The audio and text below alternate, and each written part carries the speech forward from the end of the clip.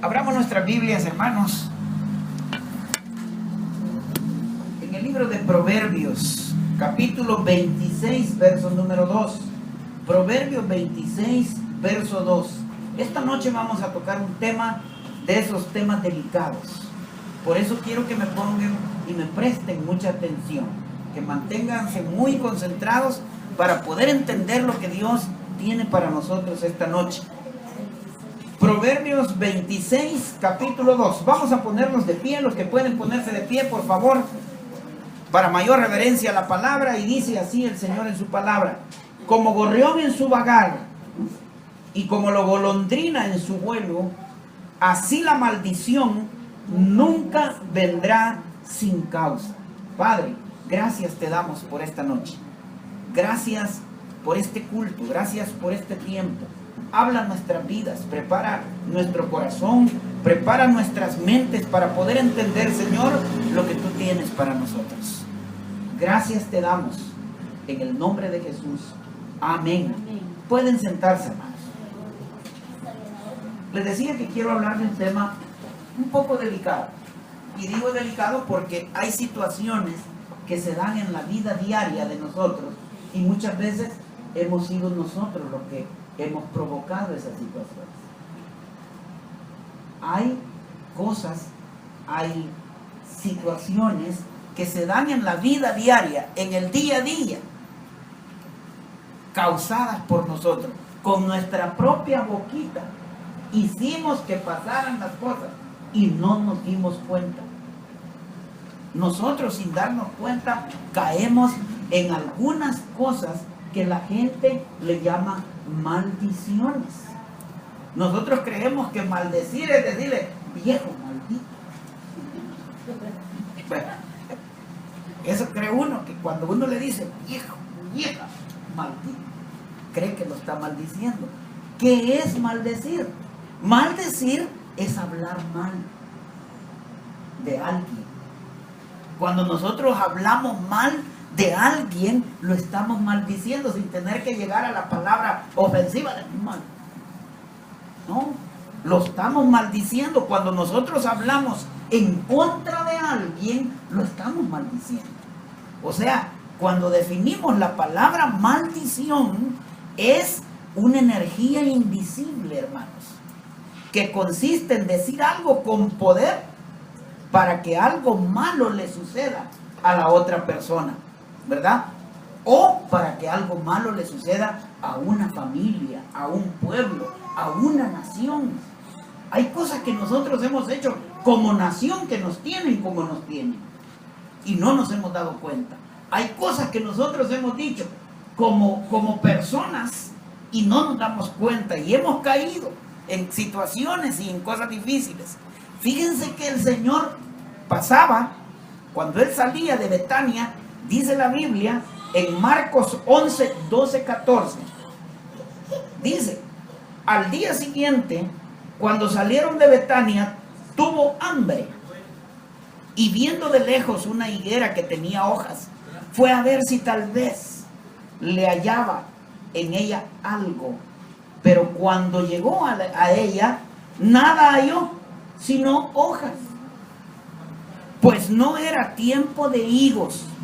Entonces Jesús le dijo a la higuera: nunca jamás coma nadie fruto de ti. Y lo oyeron los discípulos. No era tiempo. Muchas veces nosotros decimos: no, es que yo estoy muy joven todavía para ese proyecto, yo no tengo la edad, yo no estoy preparado. Pero si Dios lo está demandando ya, tenemos que actuar. No importa qué edad, no importa en qué circunstancias, porque de lo contrario podemos quedar secos. El día siguiente pasaron los discípulos por ahí y la higuera estaba seca desde la raíz, ya no tenía oportunidad. Los jóvenes tienen que despertar. Miren, muchachos, yo les digo a mis hijos, estamos llegando a un momento de discipulado terrible, un discipulado diabólico. El diablo ha cambiado su estrategia, igual que allá en los tiempos de Daniel, cuando agarró a todos los jóvenes, los capturó, castró a esos muchachos. Así el enemigo ahora está secuestrando la mente. Ya no juega la gente. Doctor, ya no juega como en la generación de nosotros, que jugábamos al escondelero, al ladrón librado, a todos ese montón de juegos en los recreos. Llegue ahora a un colegio y va a haber un montón de muchachos en unas esquinas, a la orilla de las paredes, jugando, pero con su celular y ellos solos. Los muchachos están sentados en los cuartos, allí en los cuartos escondidos, jugando, disipulándose diabólicamente. Les ha secuestrado, no los ha castrado, les ha secuestrado la mente, no pueden pensar, ya no actúan como tienen que actuar. Están secuestrados completamente, porque ahora el mundo se ha movido a una actitud totalmente diferente. ¿Quiénes pueden ser fuentes de maldición para la vida de nosotros? Uno es Dios. Y de esas 4 o 5 maldiciones que Dios decreta a la vida de nosotros, vamos a hablar más adelante. La otra fuente de maldición somos los humanos, somos los hombres, somos las mujeres. Podemos hablar mal, podemos decir cosas de alguien y estar recayendo en mandándolo de una manera a vivir mal. Y principalmente aquellos que tienen autoridad. Mucho cuidado, papás, no hablen mal de sus hijos, hablen bien de sus hijos. ¿Saben por qué? Porque si hablan mal de ellos, probablemente ellos, como son subalternos, ellos como están bajo autoridad y usted está arriba en la autoridad, lo que usted diga recae. Cuando un hijo habla de sus papás, entonces le rebota, no le sale lo que él diga en contra. Mire lo que dice la Biblia en Proverbios 20:20: el que maldice a su padre o a su madre, se le apagará la lámpara en oscuridad tenebrosa. O sea, cuidado, muchachos, ustedes no pueden hablar mal. Quieren ver sueños cumplidos, quieren ver metas cumplidas, quieren ver éxito en su vida. Honren a sus padres, nunca hablen mal de ellos. Papás, no hablen mal de sus hijos.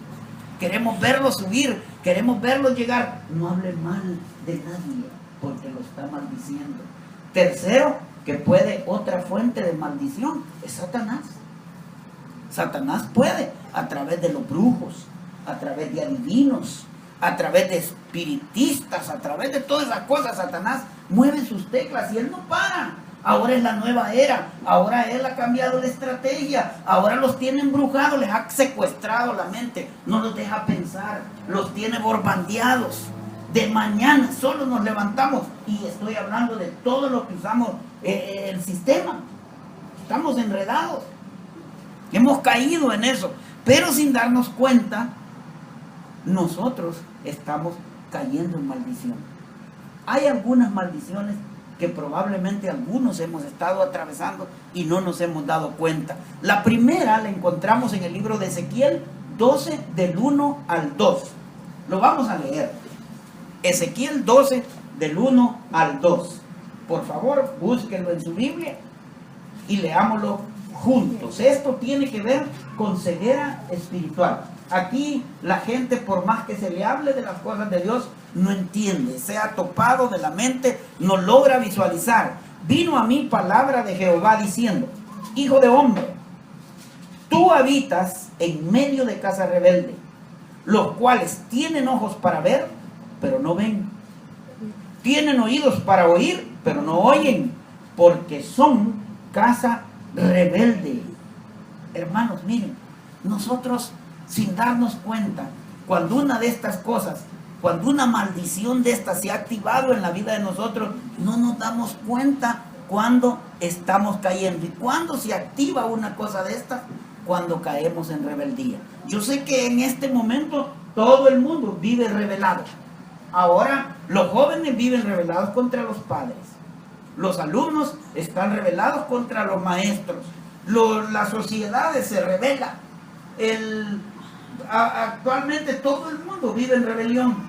Estamos viviendo prácticamente una época de mucha rebeldía, pero esa situación nos hace que nosotros vivamos en constante maldición.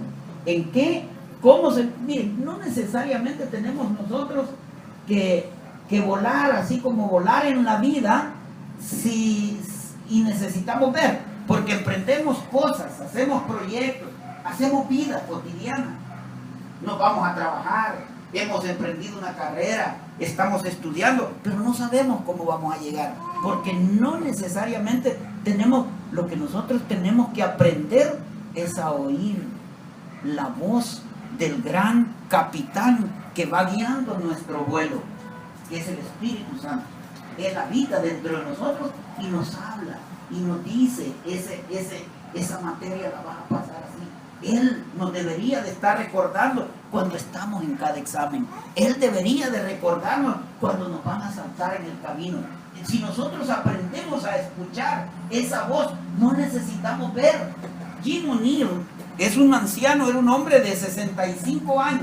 Era un piloto. Cuando voló él de Escocia hacia Inglaterra, estaba leyendo la historia, dice que Jim O'Neill le dio un derrame cerebral parcial y de repente cuenta él que empezó a perder la visión, empezó a perder la vista, venía solo en su avioneta privada piloteando y de repente se queda completamente ciego, no mira nada.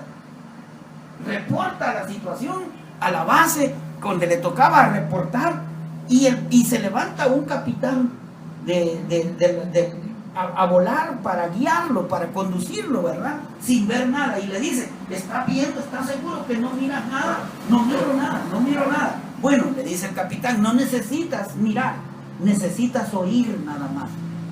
Nosotros debemos de aprender a escuchar la voz del Espíritu que nos habla, que nos guía, que nos dice. Porque hay situaciones, hay cosas que emprendemos, queridos hermanos, sin mirar a dónde vamos a aterrizar. La vida misma la manejamos sin saber a dónde vamos a aterrizar, porque nosotros no somos de este reino. Nuestro reino está allá, al otro lado del sol. Por eso tenemos que aprender a oír ese capitán que nos guía, que nos dice, que nos instruye, para que aprendamos nosotros a volar. ¿Cómo se manifiesta esta maldición de la ceguera espiritual en una persona? No entiende, no logra visualizar, no logra entender la palabra de Dios. Por más que se le diga, por más que se le hable, no logra entender de qué le están hablando. Perdió la noción, no comprende, no logra aprovechar todo lo que Dios tiene para su vida. No entiende el plan de Dios, no lo visualiza. Por más que quiere, esa persona se ha cegado espiritualmente. Le están hablando de las cosas de Dios y él está pegado en otra cosa, o ella está distraída en otra cosa. Se distrae fácilmente porque se ha cegado espiritualmente. No se sabe cómo, pero está completamente cegada. No logra entender el beneficio que Dios quiere hacer para su vida. No lo captura, no lo comprende. ¿Cómo se conoce a una persona que está actuando bajo esta maldición? Se vuelve rebelde, es necia, es terca. Una persona cuando sea demasiado terca, cuando no haga caso, mira, observa lo peligroso y esté actuando con una ceguera espiritual total, porque se ha convertido en una persona sabia en su propia opinión. No quiere oír nada. Él es el único que conoce, el único que sabe. Solo en él cree, se ha vuelto sabio en su propia opinión y el conocimiento se le ha cegado. Está completamente ciego. ¿Cómo se activa esta maldición? ¿Cómo se activa? Miren, se activa cuando me burlo de las cosas de Dios. Cuando empiezo yo a mofarme del predicadorcito, cuando empiezo a mofarme de las cosas de la iglesia, cuando me empiezo a mofar, a reír del pueblo de Dios, el pueblo de Israel. Dice la Biblia, en aquel tiempo se levantará Miguel, un arcángel, que el gran príncipe que está de parte de los hijos de tu pueblo. Ese es el que cuando nosotros nos burlamos, cuando nosotros decimos, cuando hablamos de cosas, ese activa esa maldición y nos ciega a nosotros espiritualmente. No logramos entender y hemos caído en ese bache. Segundo, ese es el primero, ceguera espiritual. Nos cuesta entender, no discernimos, nos volvemos tercos, somos burros, solo lo que nosotros decimos eso es. Y ahí estamos cayendo en una de las maldiciones que se llama ceguera espiritual. Ahora vamos a ver la otra. La encontramos en Génesis 6:11. Vamos a ver, busquen. Génesis 6:11, primer libro de la Biblia. Amén. Vamos a ver. Dice así: y se corrompió la tierra delante de Dios, y estaba la tierra llena de violencia. Ahí hay dos palabras claves, hermano. Hay dos palabras claves en esa maldición, que es prácticamente una desviación del rumbo. No logramos las metas, no logramos los sueños. Por más que hagamos, no logramos, es porque ahí hay dos palabras claves. Una es corrupción, ¿verdad? Y la otra es violencia. Estamos completamente corrompidos. No alcanzamos las metas, no alcanzamos los sueños, porque estamos falseando. Uno, estamos mintiendo con mucha facilidad. Estamos transgrediendo algunos acuerdos. Estamos rompiendo acuerdos entre nosotros. No estamos respetando los acuerdos. Y eso nos está mandando a una maldición terrible que nos está haciendo como estar los que van al gimnasio cuando corren, ¿verdad? Empiezan a correr y sudan, pero no pasan del mismo puesto. En la vida estamos haciendo las cosas igual. Sentimos que nos esforzamos, hacemos, trabajamos, nos forzamos, vamos de aquí para allá, venimos, pero no avanzamos nada. No pasa nada. Entonces estamos cayendo en un problema, no alcanzamos las metas. ¿Cuáles son las metas? Todas las metas son humanas. Las metas son las que yo me pongo, pero un sueño, ese viene de Dios. No logramos los sueños, no logramos las metas que nos hemos propuesto. Estamos como en una banda, y yendo y esforzándonos por gusto, porque estamos bajo una de las maldiciones severas. No alcanzamos los sueños. ¿Cómo se activa? Por la violencia. Cuidado con andar agrediendo a sus hermanos. Cuidado con andar agrediendo a la gente. Cuando la gente se vuelve muy agresiva, está actuando bajo esta maldición. Cuando la gente se vuelve como muy corrupta, pues, ¿verdad? Corrupción, no crea que es solo pistear a los de otro, también es injuriar al otro. Cuando yo estoy calumniando, injuriando a una persona, estoy cayendo en corrupción. Cuando estoy mintiendo para lograr un trabajo, estoy mintiendo para lograr un permiso, estoy mintiendo para hacer cualquier cosa, estoy actuando corruptamente. De esa manera se activa esta maldición. Y la otra, no logramos el rumbo. Esta es esta. Ahora la otra es la pérdida de identidad. Vamos a pedirle ahí a Pati que me ayude conmigo. La pérdida de identidad es algo grave. Miren, dice el libro de Isaías 24, 5, 6.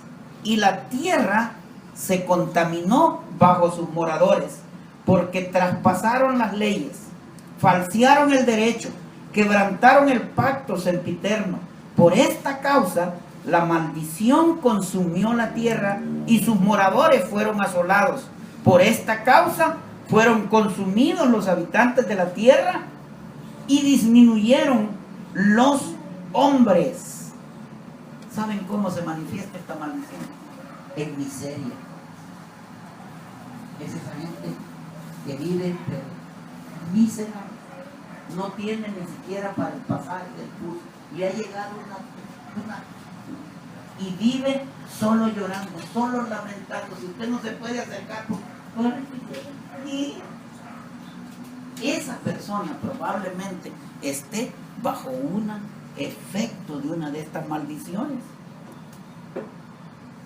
Es cómo se activa.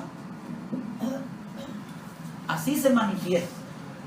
En quejas, en lamentos, en ese montón de situaciones. No vemos la de nosotros, cada vez nos sentimos más frustrados, le perdemos el sabor a la vida.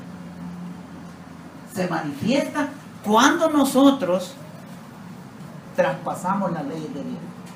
De repente empezamos a actuar. Hay gente que a propósito Nosotros vemos homosexuales ahora con su Biblia y vestidos de mujer algunos, ¿verdad?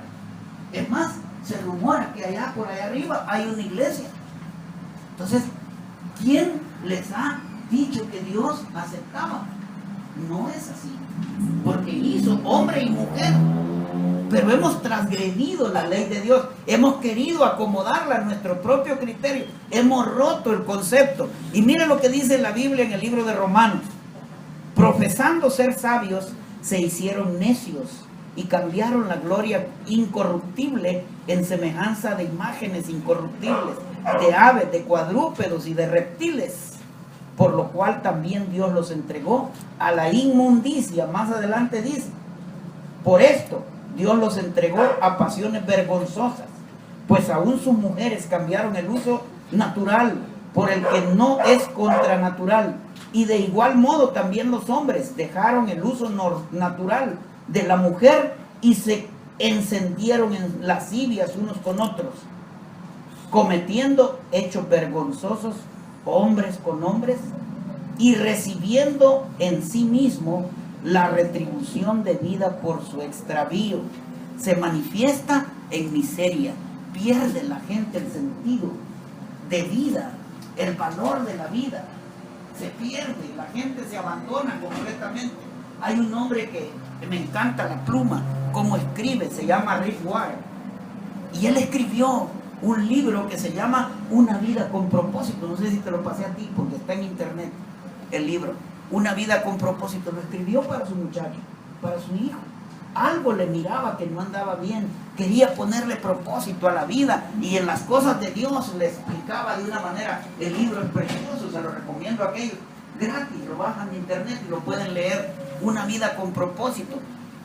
El año pasado se suicidó el muchacho, con un padre pastor, escritor, con una pluma de oro, con todo el conocimiento, pero le pierden el sabor a la vida, pierden el norte, no encuentran el sentido porque se desviaron, han roto las leyes de Dios, se han ido por otras situaciones y otras cosas. Entonces pierden el norte y pierden la identidad, pierden el propósito de la vida. Y hay otra, y es la última que quiero compartirles, es cuidado con el anatema. Hay un pasaje en la Biblia que dice: pero vosotros guardaos del anatema, ni toquéis ni toméis alguna cosa del anatema, no sea que hagáis anatema al campamento de Israel y lo turbéis. Está en el libro de Josué, capítulo 6, verso 18. ¿Qué es el anatema? ¿Qué es el anatema? El anatema no es más, algunos lo definen como maldito de Dios, ¿verdad? Pero también cuando uno ve, es un poder destructivo como significado primario. Ese poder, el primer significado es destruir completamente, aniquilar, herir de muerte, hacer caer con la cabeza hacia abajo. Yo tuve un tío que murió así. Yo tuve un tío que así murió. Probablemente estaba guardando cosas que nunca debió guardar en la casa. Probablemente tenía escondido fetiches que no debía tener. Probablemente ese es el anatema. Lo que sucedió allá en el Antiguo Testamento fue que Acán, ustedes se acuerdan cuando Josué entró a la tierra prometida, lo que han leído, el primer pueblo, ¿cómo se llamaba? El primer pueblo que conquistó en la tierra prometida, el pueblo de Israel, cuando llegó a la tierra prometida, ¿cómo se llamaba el primer pueblo? Se cayeron los muros al sonar las trompetas. Jericó. Ese fue el primer pueblo. Miren, ahí Dios actuó de una manera única. El pueblo de Jericó tenía murallas. Eso simbolizaba que era pueblo de guerra. Allí habían guerreros de verdad. Pero Israel no tenía guerreros. Israel llega con las uñas, se para frente a aquella ciudad tan amurallada y tiene que esperar un milagro de Dios. Entonces Dios les habla, les dice cómo tienen que hacerlo. Y le dice: denle 7 vueltas. y cuando lleguen al séptimo durante 7 días y en el séptimo día suenen y hagan esto, esto y esto. Y cuando hacen exactamente lo que Dios les dijo, el muro, las murallas de la ciudad se derribaron, pero les dio una instrucción: no tomen nada del anatema. O sea, no se lleven nada, pues. No guarden cosas, no guarden situaciones, no quiten eso, bótenlo, quémenlo, échenlo fuera, no lo guarden ahí. Y vino Acán. Acán vio un manto babilonio y creo que 200 piezas de plata. Eso no era mucho. Se las llevó y las enterró en su tienda. Siguieron a la conquista del siguiente pueblo que se llamaba Jai o Ai, y cuando llegan ahí, 36 hombres pierden la vida. Los espías llegaron y le dijeron: ay, son unos poquitos, no necesitamos matar a todos. Pero haya un poquito de gente allí, porque en ese pueblo hay poquita gente. Pero los sacan en carrera y les matan a 36. Cuando se da cuenta, Josué se pone de rodillas y empieza a reclamarle a Dios. Y Dios le habla muy fuerte y le dice: ¿qué me viene hablando así? ¿Verdad? Usted no tiene por qué venirme hablando así. Ahí, dentro de ustedes hay alguien que agarró y escondió. Era tarea de aquel empezar a averiguar, y lo encuentran. Encuentran porque había guardado cosas. Entonces hay que tener cuidado, porque de repente nosotros tenemos estas situaciones, y el anatema sí es peligro de muerte. Cuando ustedes vean a alguien que de repente aparece solo golpeado de la nariz, aparece solo golpeado de la cabeza, tengan cuidado, porque ese puede estar en peligro de muerte. Puede estar en peligro de muerte, puede que se haya activado. ¿Cómo se activa? Por planear algo malo contra el prójimo. Cuando yo estoy deseando, cuando estoy planeando algo malo, por permitir, fíjense bien, que se dañe el honor de una mujer, de un hombre, cuando no tiene nada que ver, por romper un pacto, que rompemos a propósito, un acuerdo, un pacto que tenemos hecho, o por negar a Jesús como Mesías. Son cosas que activan estas maldiciones que hemos visto. Hemos visto 4 ahorita, ¿verdad? Son 4 o 5 maldiciones. Se me queda una que la voy a dejar por cuestiones de tiempo. ¿Cómo las desactivamos? Porque usted probablemente diga: mira, a lo mejor yo que me siento que aquí, ¿verdad? Probablemente. Entonces, ¿cómo se desactiva una de esas, una maldición? Vámonos a Gálatas 3:13. Gálatas 3:13. Vamos, busquen en sus Biblias. Gálatas 3:13. Antes de que nos vayamos, vamos a ver cómo desactivamos una maldición de esto. Miren, hay gente que está metida en drogas, hay gente que está viviendo miseria, hay gente que está viviendo enfermedades, hay gente porque no se ha percatado de que se activaron algunas cosas que eran completamente malas. Gálatas 3:13 dice así. Dice: Cristo nos redimió de la maldición de la ley, hecho por nosotros maldición, porque está escrito: maldito todo aquel que es colgado en un madero. ¿Cómo se desactiva? Pidiendo perdón, arrepintiéndonos y llegando a la cruz, a entregarnos a Jesús para que Él tome control de nuestra vida. Esa es la única manera de aniquilar los efectos que tienen las maldiciones sobre nuestros hijos, sobre nuestra familia, viniendo arrepentidos, pidiendo perdón y entregando nuestras vidas, consagrando la vida de nuestros hijos al Señor. Esa es la única. Hemos visto que podemos estar nosotros bajo los efectos de una maldición sin darnos cuenta. O sea que ya estamos viviendo una maldición en nuestra vida. Podemos estar luchando como por esfuerzos, por lograr algo, por tener un negocio, por tener una carrera, por tener lo que querramos, y sentimos que vamos deslizándonos como en una banda del gimnasio. No llegamos a ninguna parte, pero sudamos y sudamos y sudamos.